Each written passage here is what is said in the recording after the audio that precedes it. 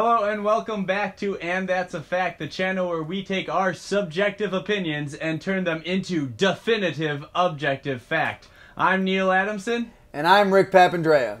And right now we are going to be continuing our first round of our new comic book movie bracket. And with this video we will be diving into the DC sub-bracket.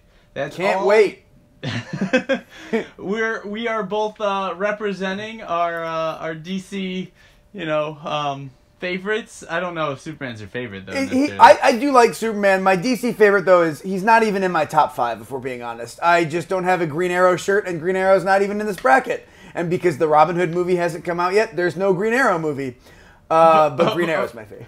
And of course that Robin Hood movie would definitely be in. It's a Green Arrow movie. I would say that movie would almost certainly not be in any top 16 bracket of anything, but you can't say that for the DC bracket because the movies that are in this bracket, bracket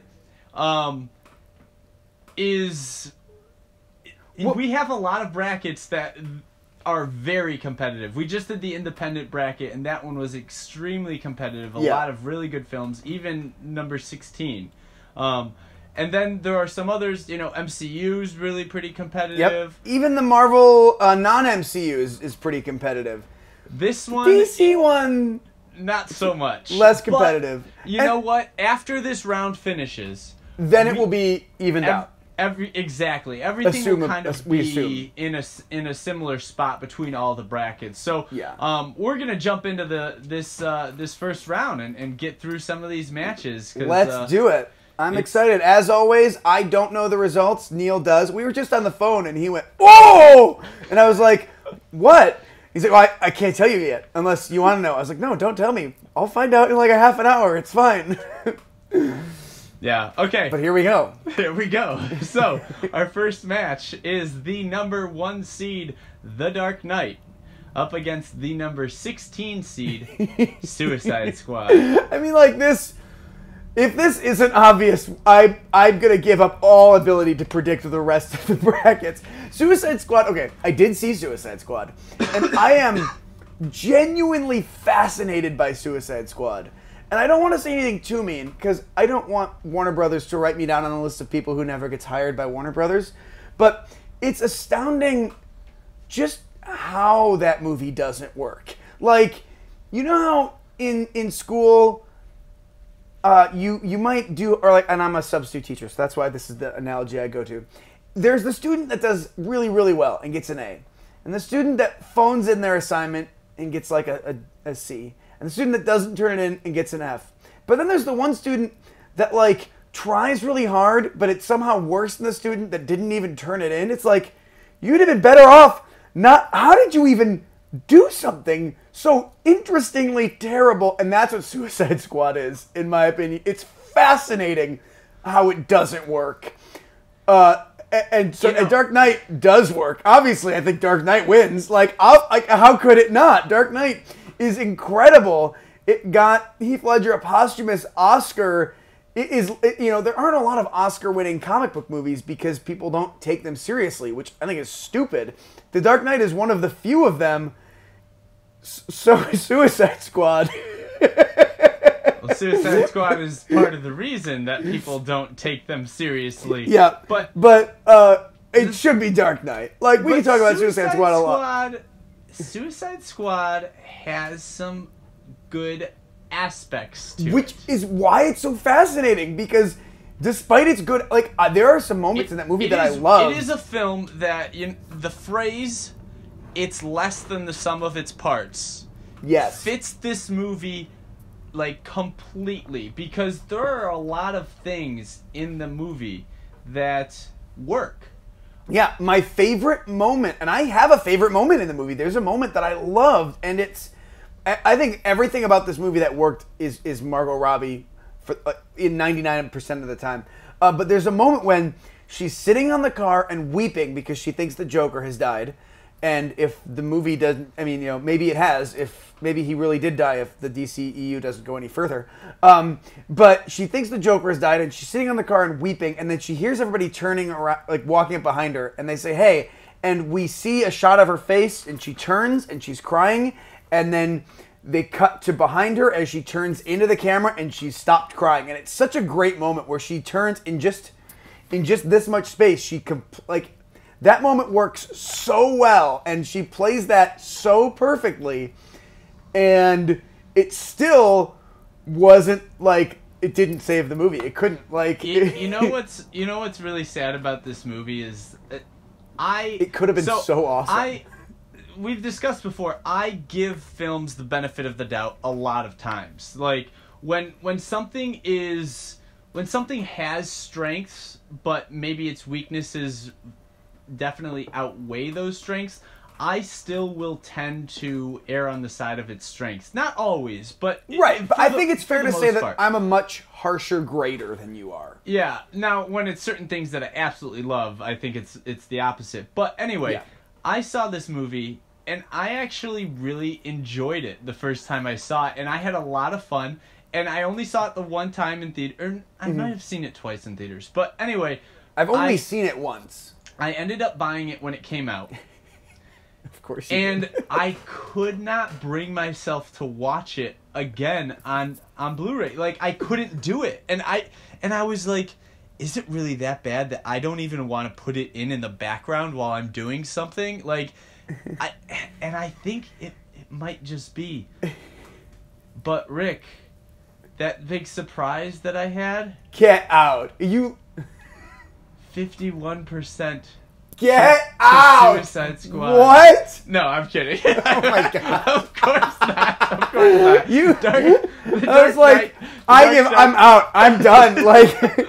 The Dark Knight takes this one easily. It's 95% of the vote. Jackass. I'm surprised that we even got some people voting for Suicide Squad. But you know what? They probably are people who think that The Dark Knight is overrated. And I mean, to be honest, I don't disagree with that. I also think The Dark Knight is overrated. I don't think it's bad. I think it deserves an A, but I think that there are so many people that like bow down to it, and especially because, in my opinion, the greatest movie of the Dark Knight trilogy is Batman Begins, in my opinion. And then I like Dark Knight Rises probably second, and Dark Knight third. And they're all close. But and we can get into each of these films a little bit more. Obviously, The Dark Knight's moving on, so we don't want to talk too much about it this week. But the one thing about The Dark Knight is that despite, like I said, I have certain problems with it. But despite those problems, I completely understand and accept it as a number 1 seed. Me too. And I am completely willing to accept it going all the way and winning this entire comic book movie bracket. Like, that makes sense to me, even with the problems that I have. So if one of the movies from the DC bracket goes all the way and wins, I think it will be Dark Knight or the original Superman. Like, those are the only two from this bracket that really, maybe Wonder Woman, but really Dark Knight. We'll see what ends up coming out on the other side, but... Yeah. Do you have anything else to say about Suicide Squad? I talked about it a little bit. Like, there's a lot in there that I don't hate. Like, there is a lot of, there's so many things about that movie that are regrets as an audience member, and obviously I would imagine for the studio as well, but, it like we said, there are good moments in it. I honestly don't mind the music video introductions that the characters get at the beginning. Like, I know a lot of people didn't, and a lot of people didn't like that, and I was totally okay with it. But this is one of those things where it was good the first time I saw it. And that's one of the reasons I think I can't put it back in, because there's too much in that film that on a second watch, it no longer is interesting. Yeah. And instead it's like gaudy.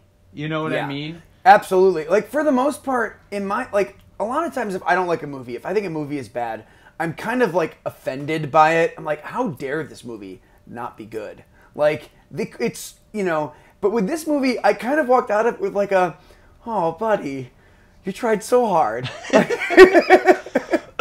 Well, it tried so hard and it failed. And it failed here in our bracket, too. So Yes. Dark Knight moves on. Moving and into our next match, the winner of the Dark Knight will be facing the winner of this one. And this is the number 8 seed, Superman Returns, against the number 9 seed, Batman. And this is the we've got Michael a Batman Keaton. versus Superman. Yep, right here. and this is the Michael Keaton Batman. Yes. Yeah, this is interesting because I rewatched Batman '89 2 years ago, maybe recently enough. And I haven't seen Superman Returns in ages, but I think I voted for Superman Returns. Part of the reason that '89 Batman, it doesn't stay with me because, like, I don't need origin stories, especially for Batman. We've had enough. I've read the Batman. I know everyone knows the Batman origin story. If there are 2 origin stories that everyone knows, it's Batman and Spider-Man. But but at the time, it wasn't like it was that. Well, no, but known, that's not even where I'm going. I'm just saying that, like, we don't meet Batman. I don't need a movie to be a Batman origin story, but in this case, we don't even see Batman until like 30 minutes. Actually, we don't see Bruce Wayne until 30 minutes into the movie, and we don't see Batman for like another 20 after that. Yeah, I know it's about the Joker. Yes, like, and I know that is one of the biggest criticisms of this film, but look at a film like The Dark Knight, and you could easily say that. Because what it comes down to with Batman films, and I think that criticism is misplaced when you're talking about a Batman film, because Batman as a character is designed around his rogues gallery. His rogues gallery are mirrors to him. And Agreed. The more time you spend on the villain, the more time you are actually spending on both characters. I kind of agree. Like, I see what you're saying, and I'm not like, it's not a bad movie. I'm not saying, oh, well, we don't, oh, well, the Joker's the protagonist, or he's the main character. I'm not saying that as it's necessarily a bad thing, but if I want to watch a superhero movie, if I want to I'm going to watch a Batman movie, it's not going to be Batman '89. If I want to watch a Superman movie, it might be Superman Returns. So, like... Oh, wait, I'm sorry, this is the Brendan Ralph one, isn't it? I've never seen this one. Okay, so this Superman film, I don't mind this Superman film. I think a lot of people, it just wasn't enough of anything. And it really is, it's a complete rehash, like, not just rehash, like, it feels like a remake of the original Superman from '78. So I think a lot of people have a problem with its lack of originality. It's unwillingness to try new things and take new risks. Something that I think Man of Steel went in a completely different direction. They certainly were willing to take risks. Yeah. But I don't think that this is necessarily a bad film. I think it suffers from just being a film. And I think that can be said about both of these in some ways. I am a torchbearer for Batman '89, and I'm going to bear that torch into the next round because Batman '89 moves on, takes it with 71% of the vote. Not surprising to me. How about you? It's not too surprising to me, to be honest. Especially when I realized I was thinking that was one of the original Superman. Given that's not, and given it's going up against the Batman '89, doesn't surprise me at all, even though it's slightly lower seated, but only by 1. I mean, there is a lot of great stuff in that Batman movie. I mean, there's what's his name? I mean, Jack Lando Nicholson Calrissian as Harvey Dent. Yep, Billy D. Williams. Yep, Billy D. Williams. Thank you. And there's a lot of greatness in that movie. And once you realize, okay, you have to just be in the right mindset for, Batman is in this movie. It's called Batman, but really we're like the arc of the movie. The Joker is where that arc is. And once you wrap your mind around that, it's great. If you go into it expecting a Batman movie about Batman, you could be kind of disappointed if you're not ready to understand that we're understanding Batman through the Joker. Or this version of the Joker. And it's also hard because anytime you do a Joker story, whether it's an animation or a comic, a graphic novel, it's very hard not to want to focus on the Joker because he's such a wonderful, like he's such an exciting character to the audience because and you know, I forget who said this. It might have been Denny O'Neil, but you know, great Batman writers have always said this and echoed it. When the Joker is written well, it makes you laugh at what just happened, what he just did, and then hate yourself for laughing. Right. And the thing about him is he is a character that draws you in no matter what horrifying thing he's doing. And when you put someone like Jack Nicholson in that role, and it's that role, Yeah. he is going to draw you in, and he's going Yeah. to eat up screen time. And so I completely understand. Yeah. But I don't like that criticism because of what the Joker tends to do in a film. Sure. And we can't forget that this is, you know, Tim Burton's portrayal of Gotham, like, was It's so groundbreaking stylized. and It's so cool. Yeah. it's so, like, it made, like, he did what comic books had been doing for a long time, and it was something that was needed, which was Yeah. making Gotham City a character. And Yeah. then in addition to that, I mean, there's just so much about this movie that we can go into, but let's save it for next week because it's moving on. Just very briefly, one more thing about the Joker, I think, is we're going to talk about him a lot in this bracket, and we're going to talk about Loki a lot in the other brackets, I think. And I think the Joker is, I think, DC's version of Loki, where there are these two huge, iconic characters, and I think it was Tom Hiddleston that said of Loki, he's never not having fun. No matter what situation Loki is in, he's having fun, and that's also true of the Joker. And it just makes him really interesting, and it'll make next round really interesting because we got the Dark Knight going up against Batman. Yep. Both of these are Batman movies, and they're both Joker and they're movies. both Joker movies, so we'll Right. have a lot to talk about with that match next Yeah. week. So, all right, moving on. We have our third match, and that is Superman 2, a 5 seed, against Constantine, a 12 seed. This one's kind of a no-brainer for me. I've seen Constantine 2 times, maybe 3 times, and every time I was really like ready to like it. And the subsequent viewings, I was like, okay, enough time has passed. I was probably too harsh. Let's rewatch it. And every time I've gone, yeah, it's just not great. Whereas Superman So what 2, about it doesn't work for you? you know what? It's hard for me to even say. I think some of the, I don't know. I just. Like it didn't Like, work for me. Is there dialogue issues? Is there story issues? Like, what would you say?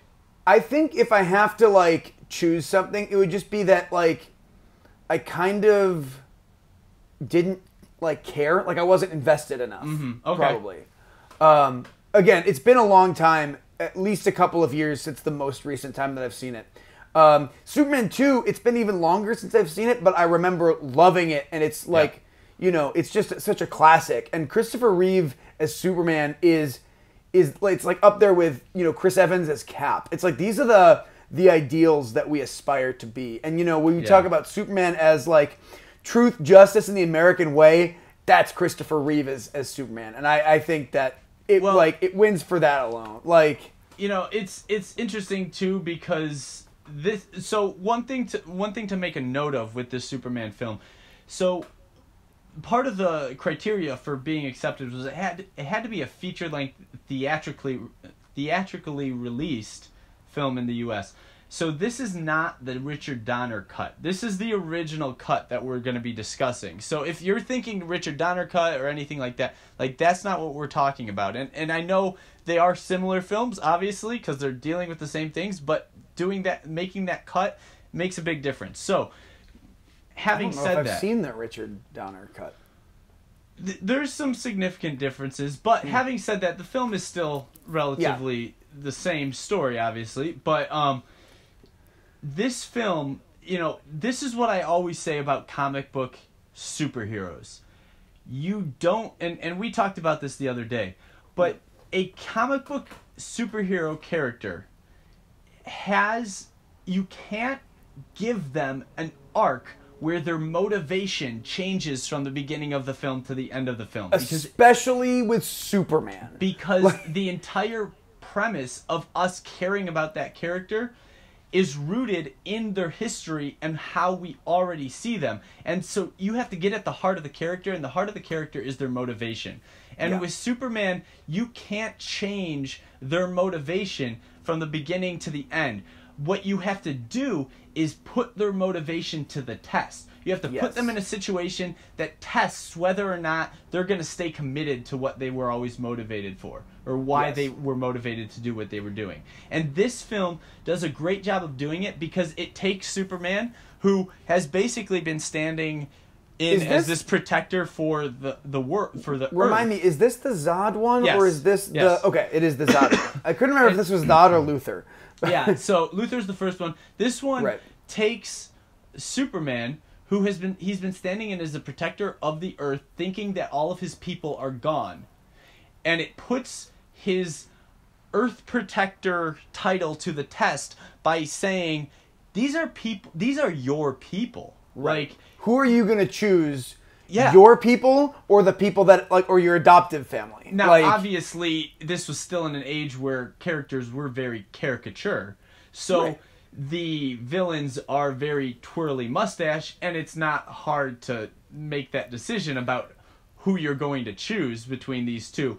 But it does signify this, that idea of what I think makes a film, a comic book superhero film, successful is that idea of testing the character that testing their motivations and their heart. And in this case, that is enough to push Superman 2 into the next round. It wins with a 76%. It should win, yeah. So Constantine is left behind. That makes sense. How do you feel about it, though? Like that makes sense. I love Superman. Like, I said he wasn't in my top 5 DC characters, and that's true, but he's still close. I like Superman a lot. I'll have more to say about Superman as a character when we get to the last round or last match of the setup. But for this one, it makes sense. Superman 2, classic superhero movie. Constantine, I don't want to say a swing and a miss, but in my opinion, just not one that lands with me personally. And I think that, if it doesn't land with enough people, it's not going to move on. And I think that's what happened in this case. So Superman 2 will be going up against the winner of our next match, and that is The Dark Knight Rises, which is a 4 seed, against Justice League in the number 13 seed. Again, this one, it should be obvious to me. I haven't seen Justice League yet. It's on my list. I just He refuses to see it because of the reviews, despite no, everything that's not that why I say. refuse to see it. Despite me telling him to go see it because it's not the worst. I'm going to talk to the audience for 1 second. You shut up.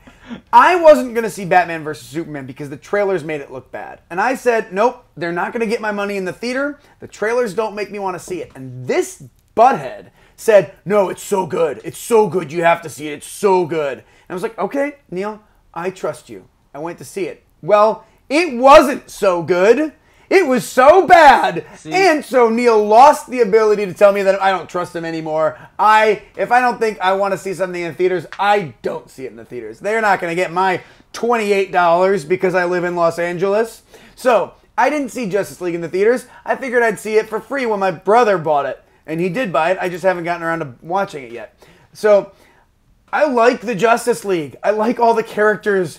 I don't want to watch this movie because it's just going to be sad. I like The Dark Knight Rises a lot. Is it perfect? No. But I think it's great anyway. And I like that I love the Catwoman in it. I love that she was going to be Black Cat in Spider-Man 4, and then that was canned, and she got to play Catwoman in Dark Knight Rises. Anne Hathaway. Like, how awesome is that? I love... There is a great video. I'm going to pimp another YouTube channel. Find Wisecrack's video on what went wrong with Dark Knight Rises and how it's an adaptation of A Tale of Two Cities. I love that. That makes me like it more, even if it didn't totally succeed. So, do I think Dark Knight Rises deserves to go all the way? No. It's not perfect. It has flaws. I still think it deserves to beat Justice League, though. Maybe people disagree with me.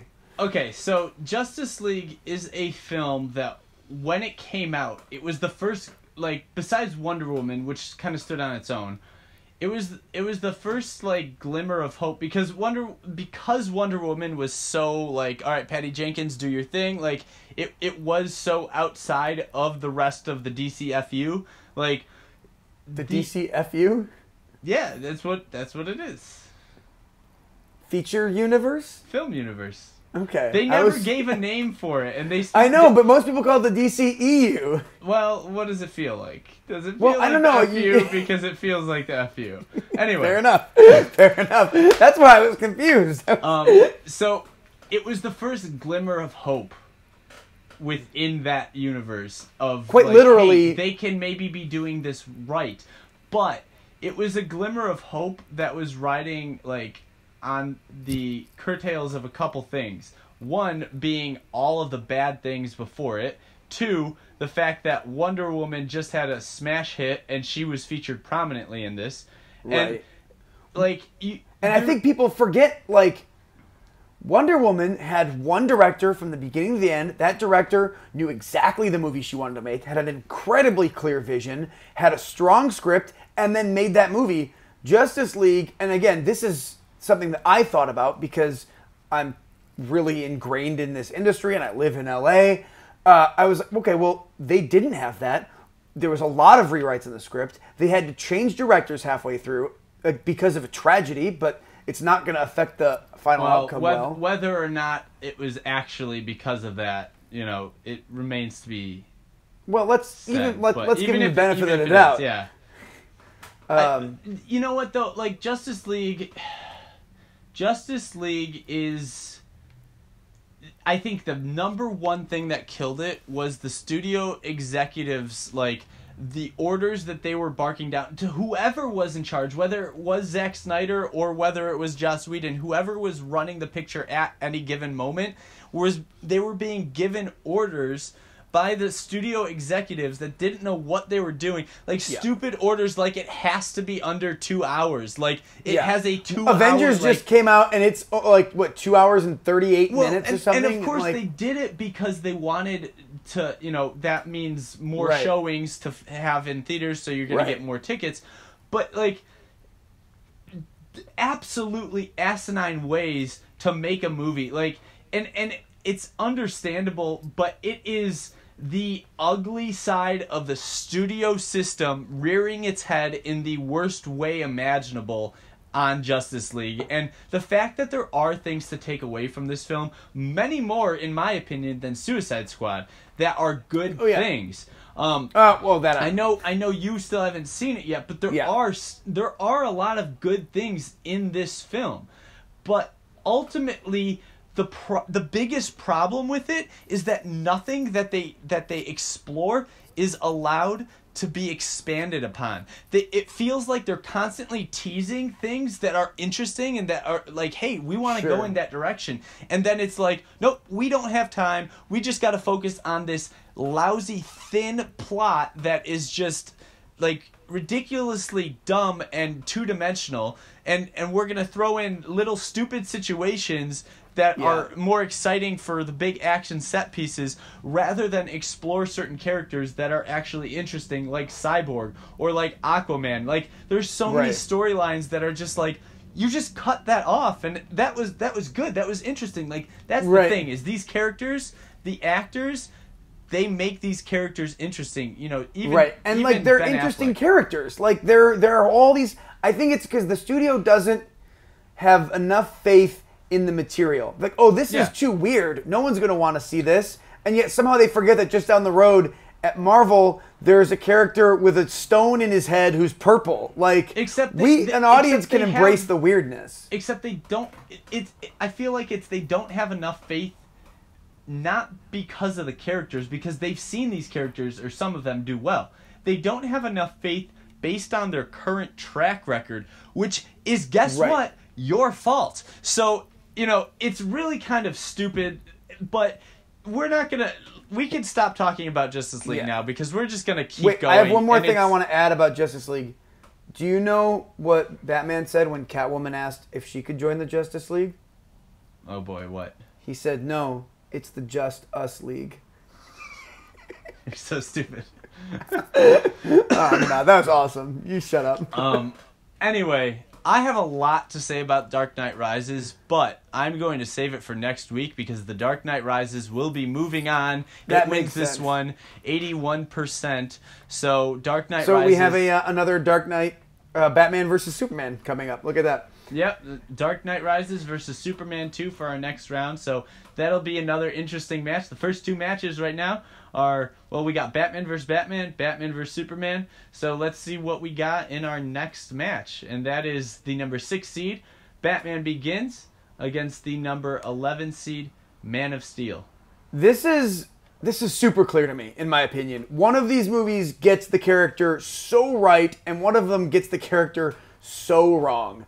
Batman is his powers are his will and his money, and he's willing to do what it takes, and he's industrious. And Superman is good and heroic, which he's not in Man of Steel. And so I think Batman Begins should kill Man of Steel. This, in my mind, is the easiest match maybe of the whole bracket.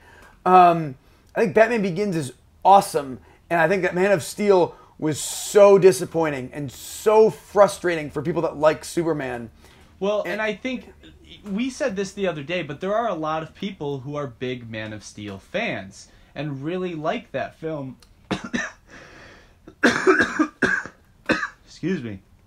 No, and you're not excused. And I feel like some of them are people who weren't Superman fans, but there are ones that were Superman fans that still ended up liking this film.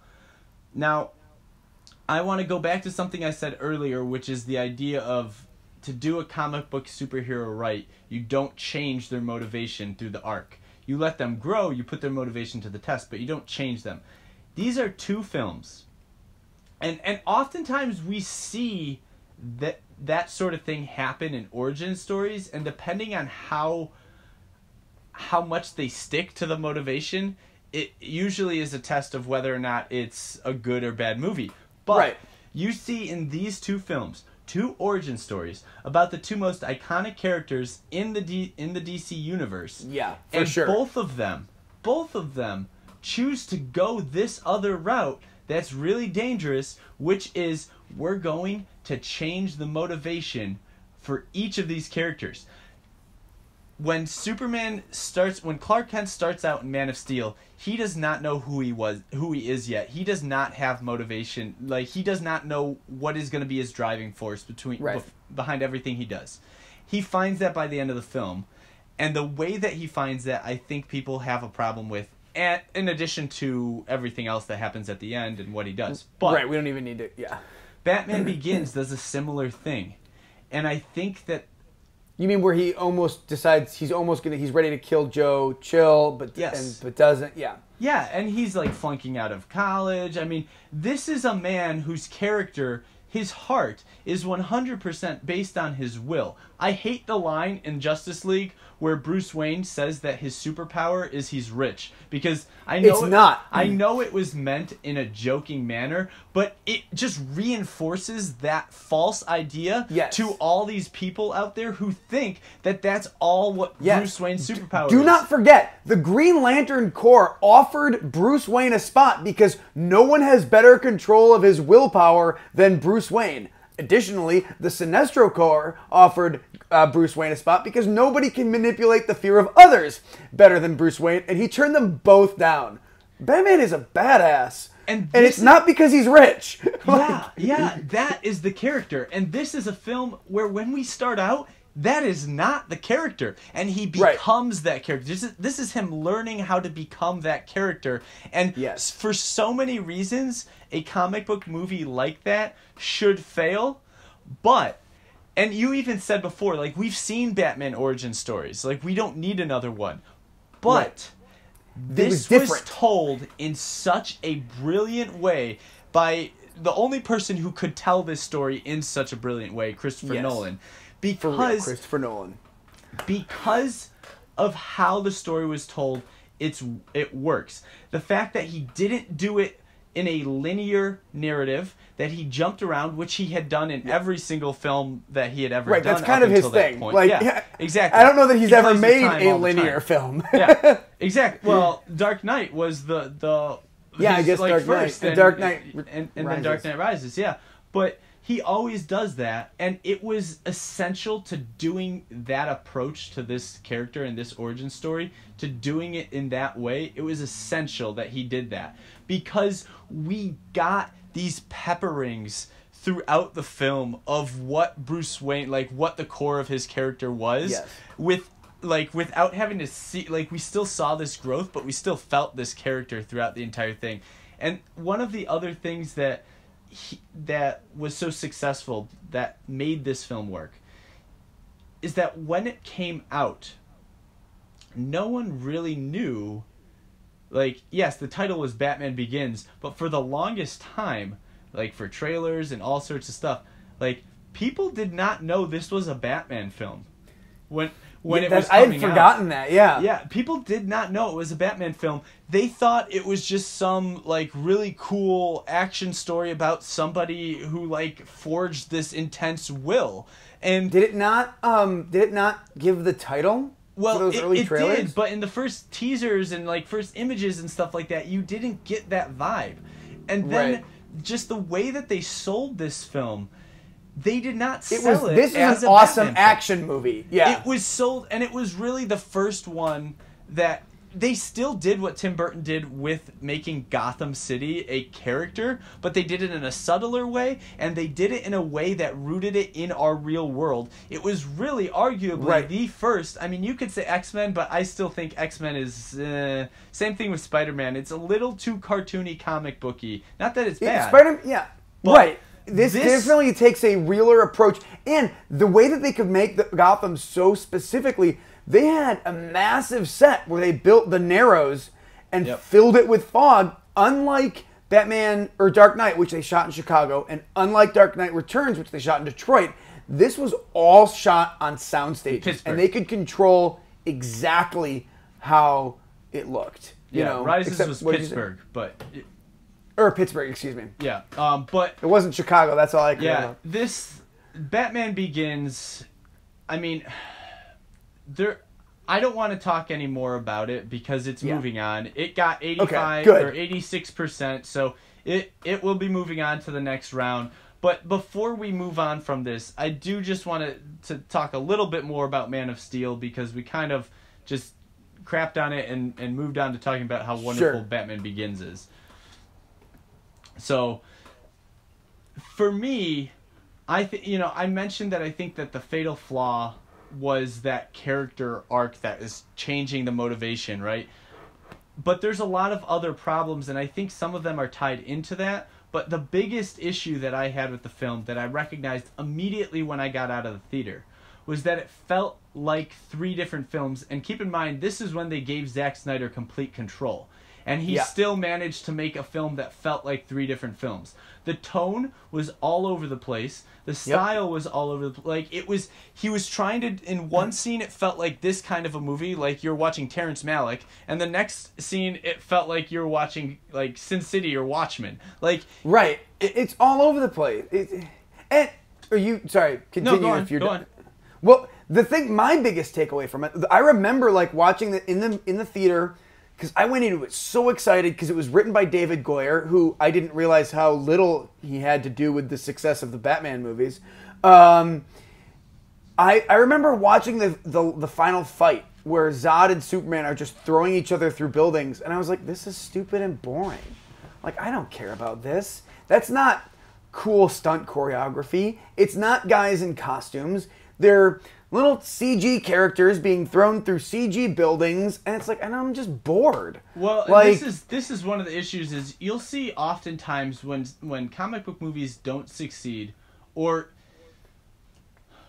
aren't good in moments where they fail. To me, it is oftentimes in a situation where the characters are in a situation where they're both indestructible.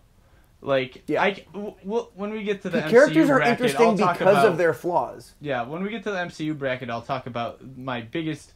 I love Black Panther, but my biggest problem is the ending because you got 2 characters in indestructible suits. Yeah, because I have things to say about that too.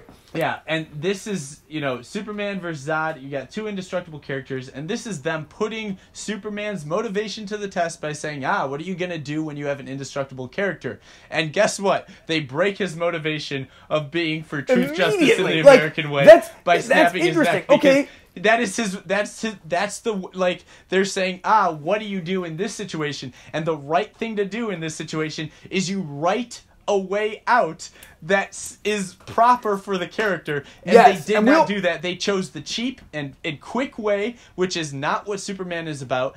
Right. But I can even accept that he does that. Even if I accept that he snaps Zod's neck at the end, this film has so many other problems to me that it does not deserve to move on, even though I know there are people out there that are hardcore Man of Steel fans, and I really liked Zack Snyder and was rooting for him, but it is what it is. Yeah, so. It does not deserve to move on. Batman Begins. If I'm choosing for this bracket, not what I think people will choose, but what I would choose, Batman Begins would have a really good shot of going all the way. For me, it would almost certainly go to the Sweet 16. Probably come down to that and Dark Knight. I think for personally, I think Batman Begins takes this whole bracket in my opinion, and so I'm really glad to see it move on through the first round. Well, we'll see how it does against the winner of our next match, and that is the number 3 seed Wonder Woman against the number 14 seed Batman Forever. All right, can I be honest with you guys? I love Batman Forever. I freaking love it so much. I love it too. And I'm going to sound like a terrible, terrible human being, but I voted for Batman Forever in this bracket. I did too. Because here's the thing. I liked Wonder Woman. I really did. There's that moment that, whatchamacallit, when like they're shooting across no man's land and Steve is like, that's no man's land. No man can cross there. And then she looks into camera and takes her helmet off and says, I am no man, and kills the Nazgul. I loved it even though it was absolutely the same moment from Lord of the Rings. I loved that moment. There's a lot I loved about Wonder Woman. But to me, the third act was just kind of meh. Yep. And Batman Forever, it's terrible, but it is the best kind of terrible. It is arguably the most entertaining movie in this bracket. Yeah. And and I love it. And when you reacted big, this is the one I thought might be the one, if I'm being honest. Well, this is the one where I'm like, if he reacts like that, it's got to be this one. It's the only one where an upset would be possible and surprising. But it's like possible, like in our minds, like right, because I think most people like are like, well, Wonder Woman, obviously. Right. For most people, this is a no-brainer. It's a 3 seed, and it's Wonder Woman, which is awesome, and it gets a 14 I think 14 Batman seed, Forever which is has like a 40-something% on Rotten Tomatoes or something, and Wonder Woman has like an 80 or 90. Yeah. Remember, Batman Forever starts with like dolly-in shots of them putting their armor on, like including their butts and the bat nipples. The butt shots. Yeah, Joel Schumacher did not shy away from that. It's glorious nonsense, and I love it. Okay, so Wonder Woman. Here's my thoughts. Tell me your thoughts, Neil. They're very similar to what you just said. I think that for everything that film does well, and there's a lot. There is a lot. It's funny. It's fun. You know, part of the thing about Wonder Woman is that it does what so many DC movies in recent time have done wrong, which I'm going to agree with what you're about to say. Gets the character right. 100%. Could not agree more. And I'm not saying, it's the character's just like the character is in the comic books. That's not what I'm saying. I'm saying that it spends enough time getting the audience to invest in this character, to make this character interesting, to make this character sympathetic. You care about Diana. You also care about Steve and the other woman whose name I forgot that's like Steve's assistant or whatever. Like, you care about all of them. You care about the Howling Commandos. I know that's not what they're called, but I can't remember what they're called. That surround her. Like, you care about all of them because they take the time to make you care about them. Yeah, and so there's a couple things that I always run through in my head about, are you creating a character correctly, like in a way that's going to pull audiences in, right? So the first thing is, and it could be one of these things, it could be multiple of these things, but to me, if a character is going to be interesting, if the character is going to be developed well, it needs to do at least one of these things. And the first thing is their on-screen presence enjoyable? When they come on screen, is there something about them just being there? Are they charming? Are they endearing? Are they interesting? Like, little things like Heath Ledger's mouth tics. You know what I mean? Like, right. Little things like that. Like, are there things about the character that you enjoy watching? And because it could be the most random things. If you don't enjoy watching it, your movie has a problem. and it could be the most random things, and it's going to be different for every single person. But you have to try to make a character that has an on-screen presence that's enjoyable for the viewer. The second thing is their circumstance sympathetic, right? So a lot of times this is their backstory, and they definitely set that up at the beginning of the film as an origin story. This is usually what they do, is they, rather than it being their backstory and it happened before, we see it actually occur on screen in an origin story, and we see Themyscira be attacked, and we see, like, you know, the circumstances of you know, where she is at and why she feels like she needs to go out in the world. Like, we see that. It's sympathetic, right? Like, we understand her motivation and agree with her. And for someone who no one trusted her acting abilities, she emotes that and communicates it clearly, right? Yeah. The third thing is their motivation relatable? You know, has the audience ever experienced a similar motivation in their personal lives? Because usually motivation is not a grand, you know, high concept thing in these films. Even in high concept movies. Yeah. Exactly. The motivation is always very personal and very relatable, and something that is part of the human condition, or at least people have experienced it, right? Yeah. And this is the thing that her motivation is, why her motivation is relatable. None of us are gods from Themyscira. But why her motivation is relatable is because she embodies the innocence of a child looking at the world and saying, why? You know what I mean? Yes. And it's like when you first, I remember, like, when I was, I don't know, 9, my dad told, I don't remember the circumstances, but my dad told me about Nazis. He's like, Nazis are people that no one likes. And I was like, well, how could that be? And it was that same, like, Dana's like, why is there evil? Why does this exist this way? Mm-hmm. And we get that because as adults we're jaded and we're like, oh yeah, everyone's terrible, the world sucks, people are evil. But there was a time when we had to learn that was the case, and it takes surprised us back to that. And that is a nice that is a nice period of our lives to be taken back to, if we're all being honest. We all want to be transported to when we were a 4 or 5-year-old kid who was bright-eyed as they looked at the world. But having said all of that about Wonder Woman, the biggest flaw of this film is exactly what you said. The third act is just like, I don't care about it at all, because it is a 100. CGI monster villain that is bad CGI, if we're being honest. Going up against her in just a fight of just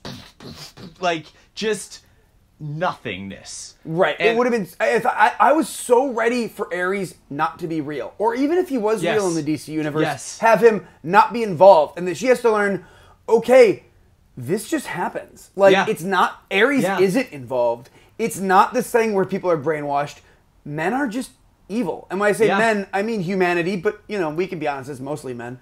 It also brings up a number of other problems when you say, oh no, it was Ares all along, because then when you kill him, what's gonna happen, you know, like what also then, like, tell me about what's happening in Gotham and Metropolis. are there gods there? Like, is Zeus Yeah. around? Like, I didn't like that reveal, but the reveal itself was like, okay, you still got me, but go on. Yeah, and then you I'm get with- this, yeah. and then you get this fight, and I was just, I was taken out of it, and Yeah, to me, absolutely. I didn't lose all goodwill that I had for the film. Obviously, right. I think still it's an give it amazing like a film. B. It's a solid film. Yeah. It's the best of the recent, like, DCEU, certainly. But, the curve is really helping it out, too. Yeah, that's very true.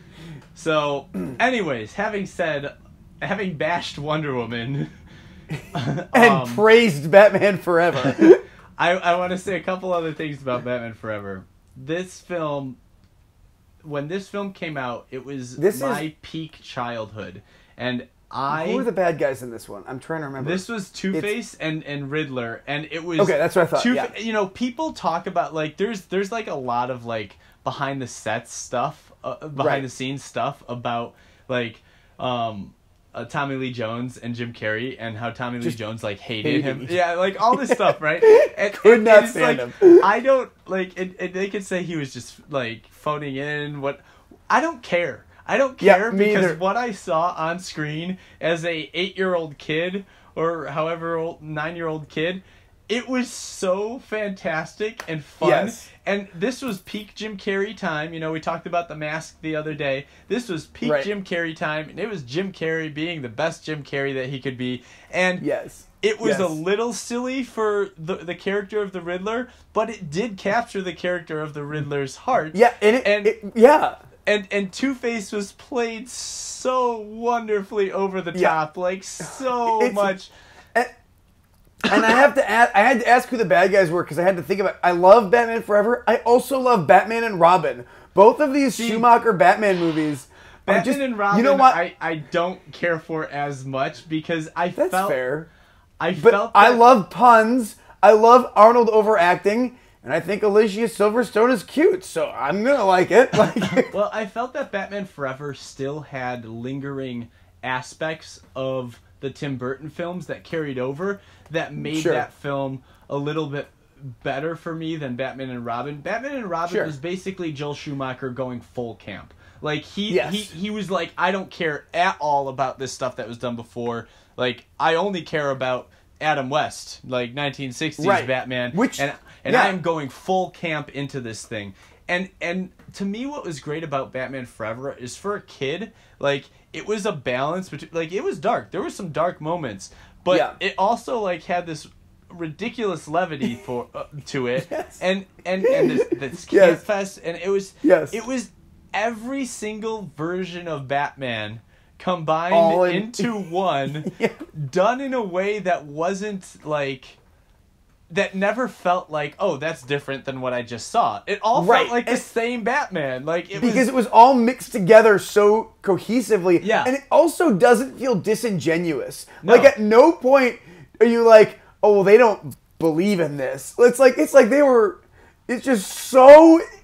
I don't know. It represents a different time, really, for comic book movies. It represents a time where we were much more content with just silly situations and then in the early 21st century something happened that changed our cultural identity from silly and fun to suddenly very dark and sardonic and cynical. And so this movie would never have been made in a post-2001 world. This is why we get the Nolan trilogy, which never could have been made in a pre-2001 9/11 world.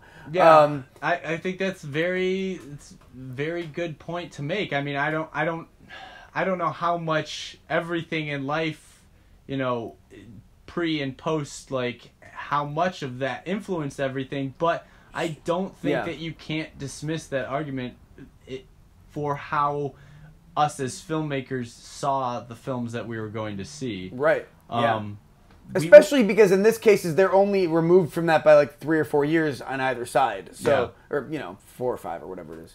But having said all that wonderful stuff about Batman Forever, the movie that I will love and cherish in my heart forever. Holy rusted metal, Batman! Batman what? Forever. This metal, it's all rusted and full of holes. You didn't catch my joke, Rick.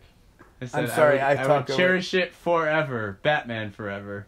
And you gave me crap for my Justice League joke? It unfortunately does not move on, but that's no surprise to anyone. Wonder Woman takes this 85%, so pretty expected. Yeah. We yeah. We'll be sad to see Batman Forever stay behind, but makes if we're being sense. honest. Yeah. So Wonder Woman moves on to the next round, and we'll be facing Batman Begins. So that's going to be a really tough match. Already, we said this first round, there's a lot of things that are like, oh, that's obvious, that's obvious, that's obvious. But you go into the next round, and things start really getting interesting quick. So it'll be exciting. So jumping into our last two matches of the bracket, I know we're going a little over on time than what we usually want. We're doing our best. We have a lot of thoughts about these movies. We do, and we're trying to keep a lot of them still at bay for later videos. But all right, our next match. Honestly, an hour conversation about comic book movies is short for us. That's true. We're doing second to last one. Batman Returns 7 seed versus Watchmen as a 10 seed. This one is actually really easy for me. I don't love Batman Returns. I feel like it kind of goes into the gross too much. Yes. And tries to repulse me. I agree. And it succeeds to the point where I don't really want to watch it. Yes. Good job. Good job, Tim Burton. You did what you set out to do. Right. Which isn't necessarily a bad thing. He set out to do it. He set out to repulse me, and he did. Too well. Whereas Watchmen, I really like that adaptation. I love the source material. When I heard the movie was coming out, that was when I first read the Watchmen graphic novel. And then I saw the movie in theaters, in fact, with Neil. In fact, we were dressed up for it. And if we get 100 likes on this video, Neil agreed that he would show the picture of us dressed up for it. Didn't you, Neil? I did no such thing, but if we get 100 likes on this video, I will comment it.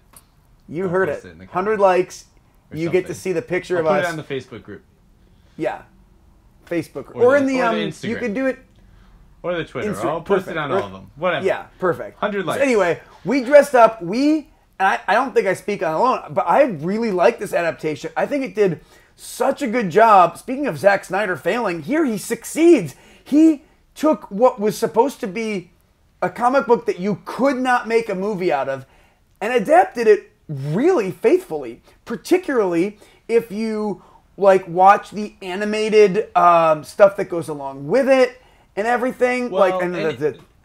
Here's the thing. I feel like there's going to be a lot of people that disagree with that idea that he succeeded in adapting this well.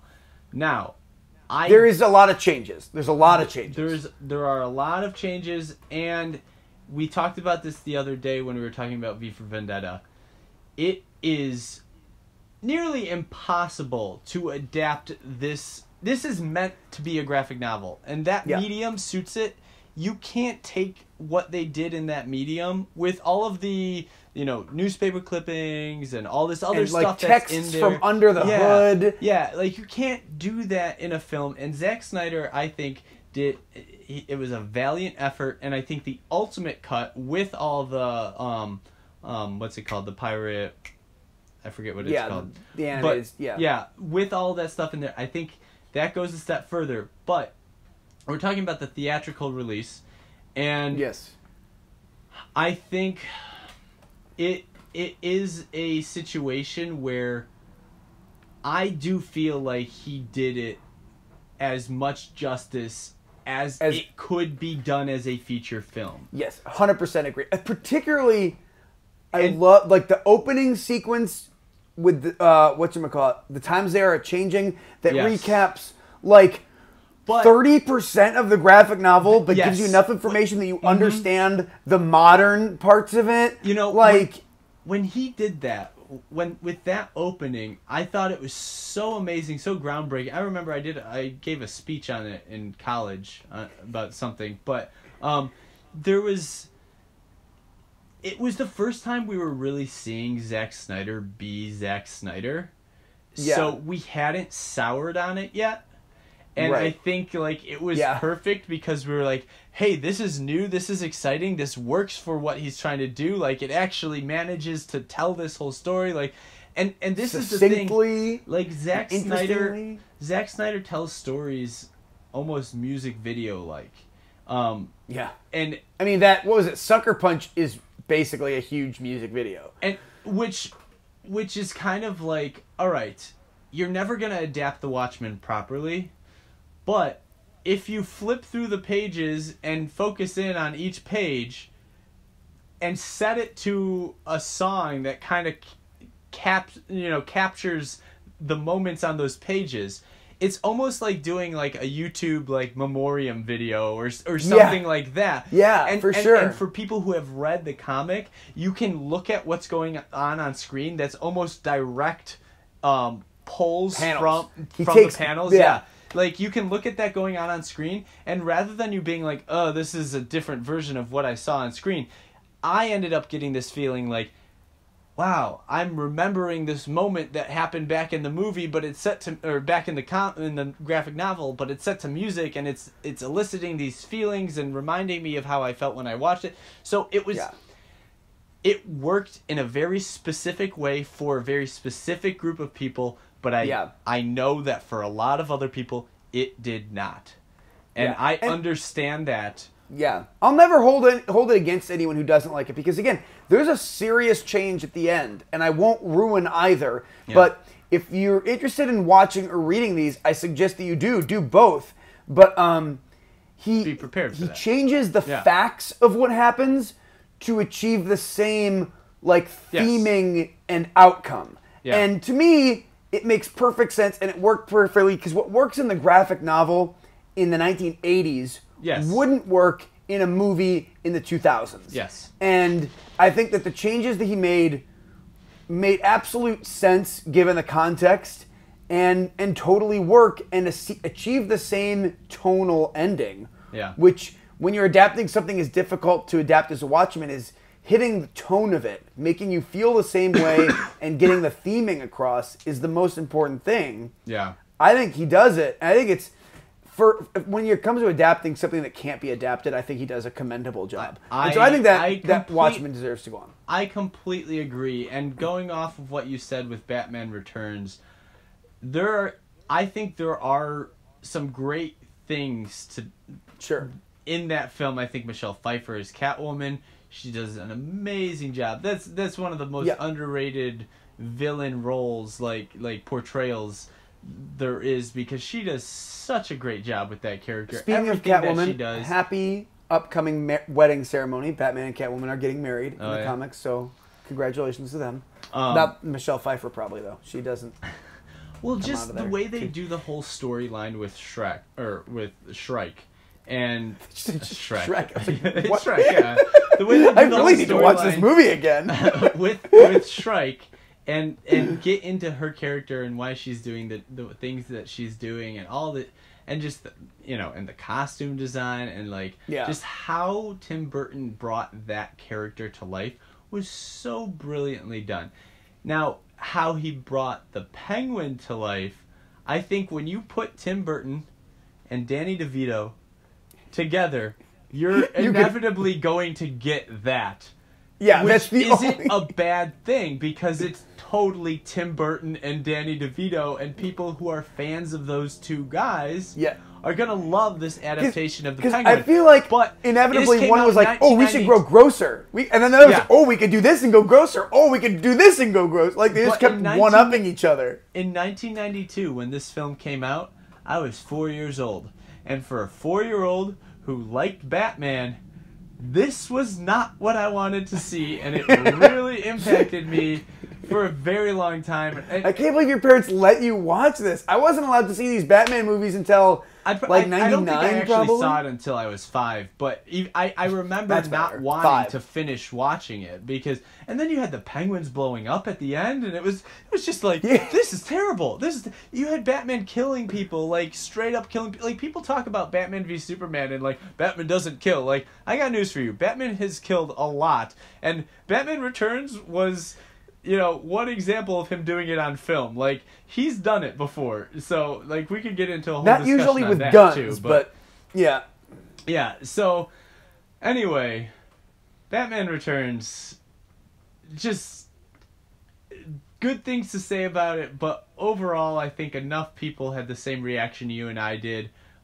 Watchmen ends up winning 60% of the vote on this one. Is that the closest one of the bracket so far? I think Yeah. so. Yeah. Which doesn't surprise me. That I think both of these movies have people that really like them and really don't like them. Yep. So that makes absolute sense. Oh, to me. and we can't forget, before we move on from Batman Returns and never speak about it again, we can't forget to talk about Christopher Walken as Shrike, because he's Christopher great. Walken. Yeah, he's awesome. Yeah, I'm not gonna try.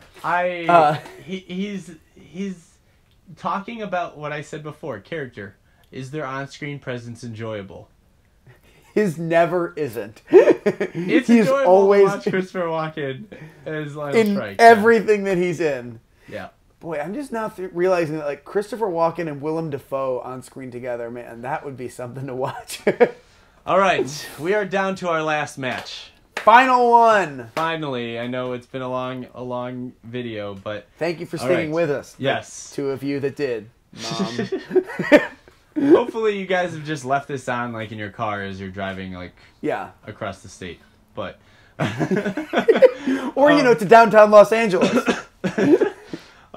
Next and the last match is the number 2 seed Superman 1978 versus the number 15 seed Batman v Superman. Okay. Can I talk about the character of Superman, like, in general? So, Batman is lawful good. I'm going to hit some D&D stuff here. Batman is lawful good. Lawful good characters are like Captain America. They're firemen. They're deontologicalists. Every action has its own merit. It's either good or it's bad, regardless of the outcome, right? They're not ends justify the means people. This action is good inherently. That's Superman. And a lot of people have a hard time writing lawful good characters, which is why I think a lot of people say, oh, I don't like Superman, he's boring. Well, I feel like that's because a lot of the time he's not written well, because people don't know how to write lawful good characters. In Man of Steel, we see, oh, it'll be interesting to make a lawful good character do something that isn't lawful good. Wrong. What's interesting is to put a lawful good character in a situation where his only two options are bad, but he says, no, I choose secret option C. Yep. And figures a way out of it because he refuses to do something that he does not think is good. Yep. This is like it's the Skinny Cap jumping on the called? grenade. The Kobayashi Maru Yes. test? Yes. I do not believe in no-win scenarios. Yes. Yeah. Or the other line with Captain America with Steve Rogers and Tony Stark. What are you going to be the guy who lays down your life when the situation, puts your life on the line or whatever? Yeah, I think I just cut the wire. But yeah. You're the guy who stands on the wire. Yeah. And Superman is. And for those of you who don't like Superman or who haven't read a lot of really well-written Superman, go to your local comic book shop and find All-Star Superman. Because to me, there's a moment in that is Superman so perfectly, and there's all this crap happening in Metropolis. There's some kind of attack or something. Superman is saving the day. It causes the trains to be delayed. And it keeps cutting back from Superman to this therapist on the train texting the person he's trying to get to meet, saying he's going to be late, and his patient, this young girl who is literally on the edge of a building ready to commit suicide. And he's like, I'm not going to get there in time. I'm going to miss our meeting. I'm really sorry. He doesn't know that she's on the edge of a building. Superman is saving the city. All of a sudden, she's standing on the edge of the building, drops her phone. Superman comes out of nowhere and stops her and gives her a hug and says, he's on his way. He really is held up. It's my fault. Or whatever he says, and saves her. In the middle of saving the whole city, he stops saving the whole city to save this one person. And that's Superman to me. Well, and here's one of the other things is that I think part of the reason people think you can't do Superman, or they have trouble with Superman, with writing Superman, is because a lot of times when you try to put Superman in a real world setting, it's very hard to do because he is so idealized by us as audience members. Right. In a situation like that, we're cynical audiences that are looking at it, looking for, that's not realistic. That wouldn't actually happen. That would, like, we're picking things apart about a comic book movie. And, right. like, this is a guy who flies. Like, suspend your disbelief for a moment. Like, right. And that's, I think the problem is that, like, you end up trying to write situations where you're like, let's make it more realistic. Like, he would never actually have been able to find that girl, and how would he know this, and how, like, but the key to Superman is that, like, you need to keep that idealized version of him, even when you're doing a real world setting, even if that means consequences for the character. Right. And that is what they did with Steve Rogers in the MCU, and he is lawful good. Yep. And he is done right because, like I said before about motivation, he does not change. He is the tree. He plants himself like a tree and says, no, you move. You move. Okay? He does not change, and he is put to the test over and over and over again. And he does not change. And if that means he has to give up everything to stand up for what he believes in, then he does. And he doesn't hesitate to do it. It's like, oh, this is crashing. I got to go down with it. Like, no hesitate. Yes. It's, oh, there's a grenade. Jump on it.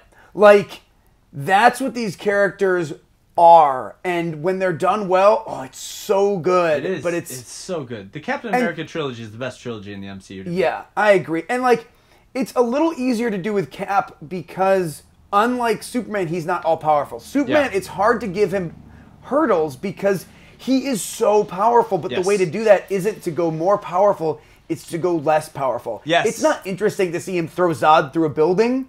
It's interesting to see him catch a girl about to commit suicide and give her a hug and say, it's okay. I've got you. Well, and here's one of the other things is that you don't put, to me, if you're going to do Superman right and give him a good conflict to really test his motivation, you don't let it be a single entity that is overpowering him. Right, because he can't be because overpowered. You can't.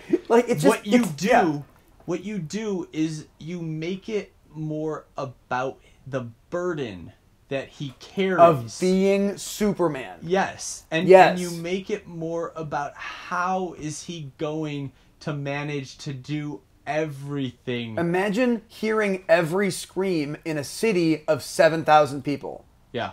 What does that do to you? Yeah. And how does he stay so Superman? Think for everything that we shit on about, Batman v Superman that we're about to, and Man of Steel, I do think Zack Snyder tried to do that in moments, but it wasn't the core of the film, and it really needed to be. Now, having said all that about Superman, I want to jump into Batman v Superman really quick. Yeah, because we said earlier, I lobbied for this film. I saw this film, and I really enjoyed it. Now, there are parts of it that are really enjoyable, I'll admit. But here's the thing. To me, it was greater than the sum of its parts, not less than. To a lot of people, it was less than. But the reason that it was for me is because I went into this film. I'm not a big Superman fan. Now, I understand,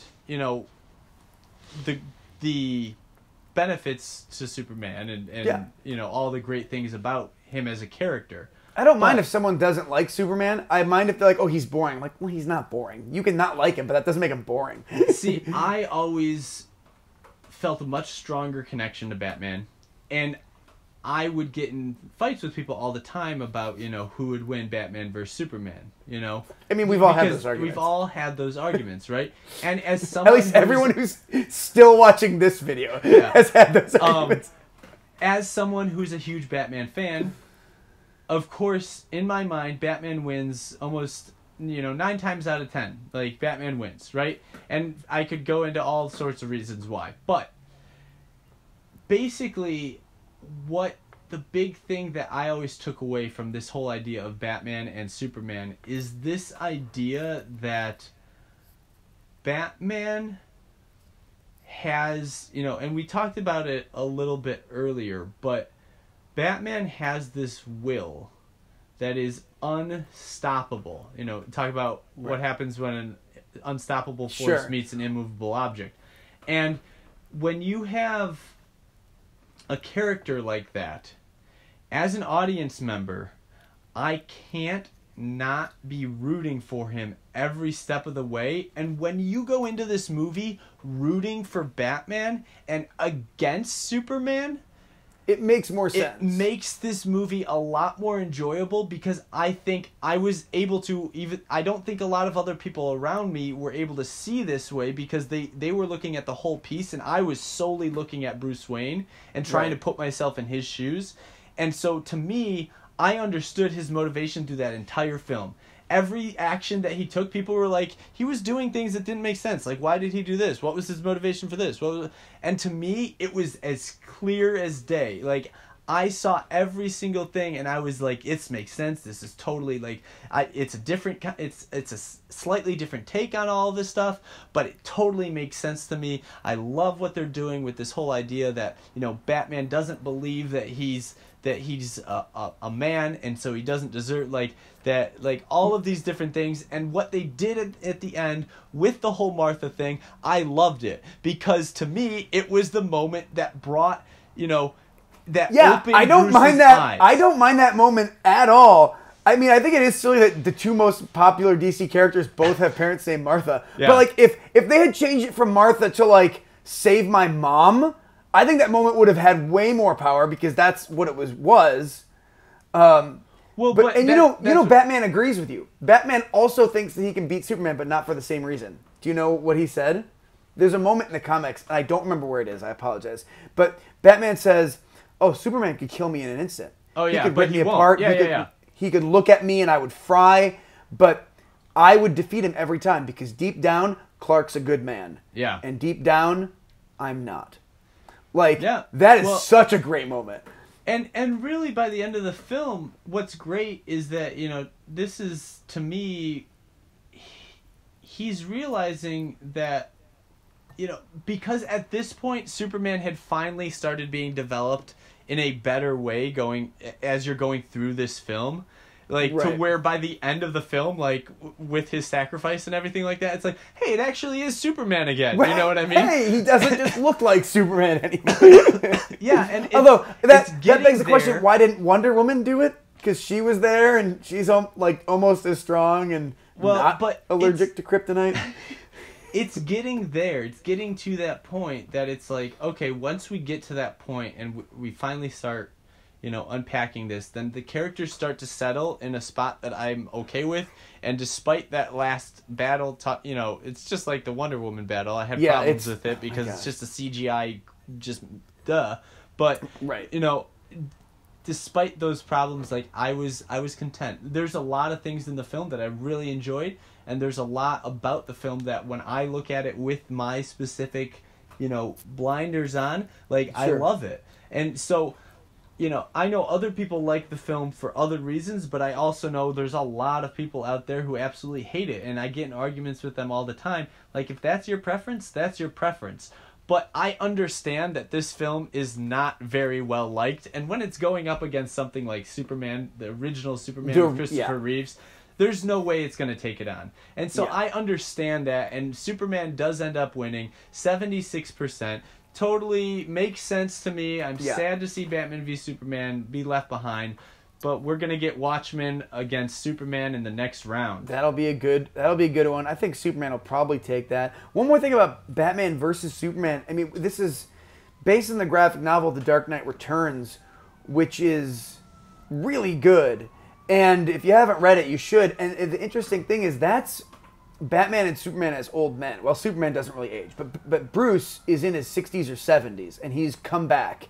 And the government tells Superman, stop him. And Bruce is like, no, you can't stop me. I'm going to keep going.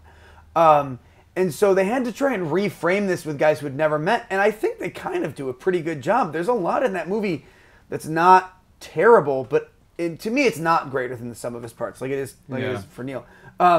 Also, I mean, in the comic book, in the graphic novel rather, Batman does defeat Superman, kind of, but only with the help of the Green Arrow. So I was, because he's my favorite, I'm like, well, he certainly can't win now. Green Arrow's not there. So, it's, you know, I'd have liked to see a little bit more faithfulness to the comic in some ways. Just, you know, bring in Stephen Amell for a weekend. Like, it's fine. Well, we all know those universes aren't going to cross over, unfortunately.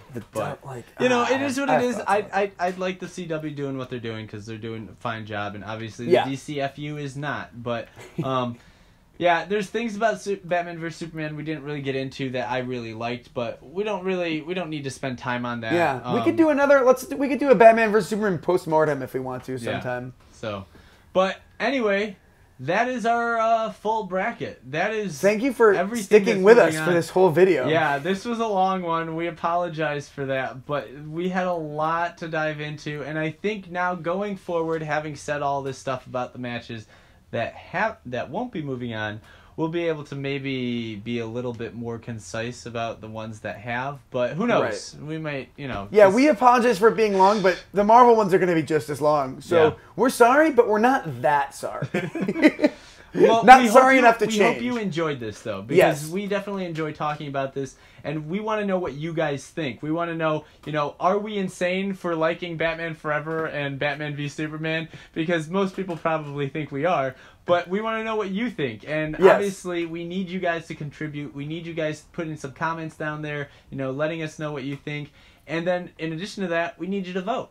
Yeah, if you guys aren't voting, it's just going to be us, and it's no fun. So vote, follow us on Twitter, find us all the links below, hit the bell. And I want to remind you guys, if this video gets 100 likes, Neil's going to put that picture of us dressed up. And I didn't mention this before, but he was Dr. Manhattan. And it was a very accurate costume. Not too accurate, but pretty accurate. So I think you guys want to see that. So 100 likes. Come on, you can do it. Anything else, Neil? That's it. All right. Hopefully These we'll see you guys are next time. The best movies of the first round, and that's a fact.